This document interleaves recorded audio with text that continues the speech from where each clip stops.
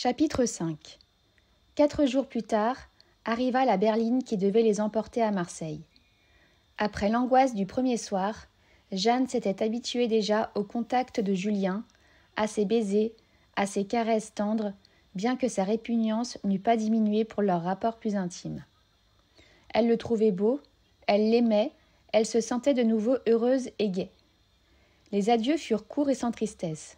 La baronne seule semblait émue, et elle mit, au moment où la voiture allait partir, une grosse bourse lourde comme du plomb dans la main de sa fille. « C'est pour tes petites dépenses de jeune femme, dit-elle.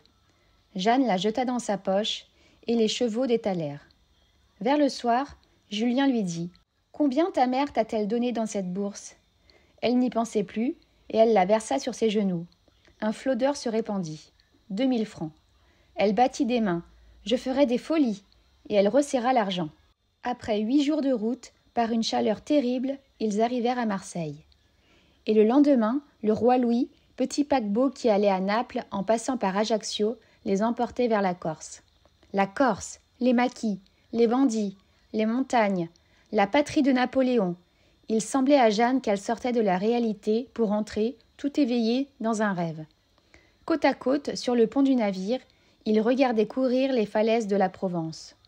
La mer immobile, d'un azur puissant, comme figée, comme durcie dans la lumière ardente qui tombait du soleil, s'étalait sous le ciel infini d'un bleu presque exagéré.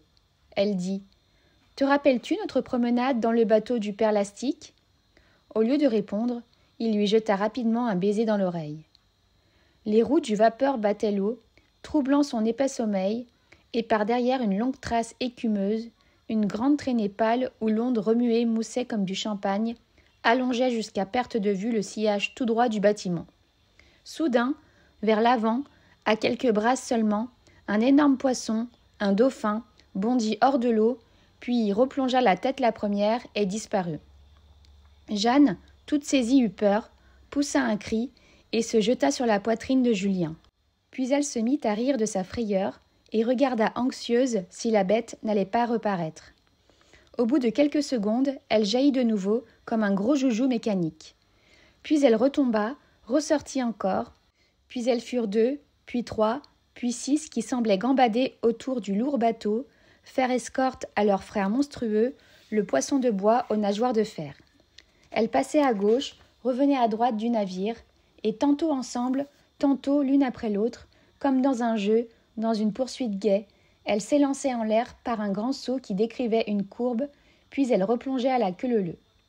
Jeanne battait des mains, tressaillait, ravie, à chaque apparition, des énormes et souples nageurs. Son cœur bondissait comme eux dans une joie folle et enfantine.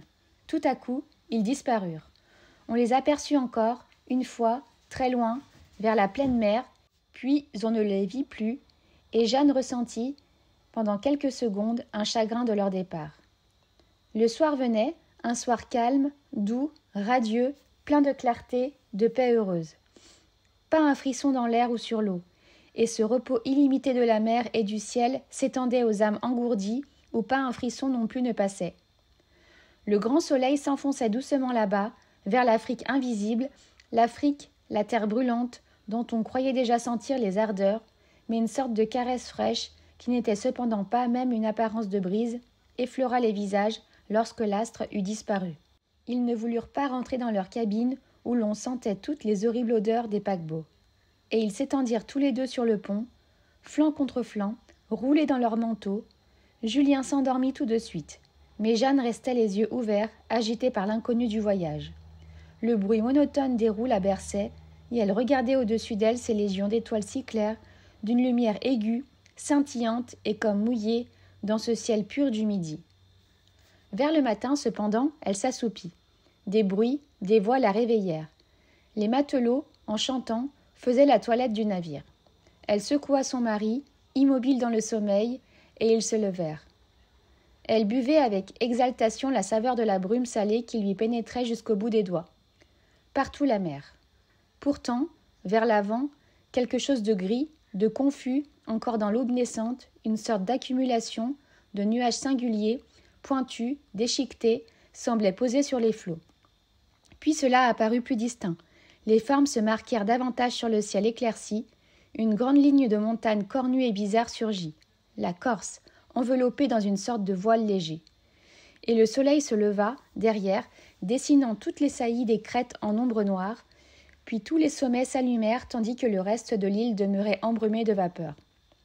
Le capitaine, un vieux petit homme tanné, séché, raccourci, racorni, rétréci par les vents durs et salés, apparut sur le pont, et, d'une voix enrouée par 30 ans de commandement, usée par les cris poussés dans les bourrasques, il dit à Jeanne : « La sentez-vous, cette gueuse-là » Elle sentait en effet une forte et singulière odeur de plantes, d'arômes sauvages. Le capitaine reprit : « C'est la Corse qui fleure comme ça, madame. C'est son odeur de jolie femme à elle. Après 20 ans d'absence, je la reconnaîtrai à 5000 au large. J'en suis. » Lui, là-bas, à Sainte-Hélène, il en parle toujours, paraît-il, de l'odeur de son pays. Il est de ma famille. Et le capitaine, ôtant son chapeau, salua la Corse, salua là-bas, à travers l'océan, le grand empereur prisonnier qui était de sa famille. Jeanne fut tellement émue qu'elle faillit pleurer. Puis le marin tendit le bras vers l'horizon. « Les sanguinaires !» dit-il. Julien, debout près de sa femme, la tenait par la taille, et tous deux regardaient au loin pour découvrir le point indiqué. Ils aperçurent enfin quelques rochers en forme de pyramide que le navire contourna bientôt pour entrer dans un golfe immense et tranquille, entouré d'un peuple de hauts sommets dont les pentes basses semblaient couvertes de mousse. Le capitaine indiqua cette verdure. « Le maquis !» À mesure qu'on avançait, le cercle des monts semblait se refermer derrière le bâtiment qui nageait avec lenteur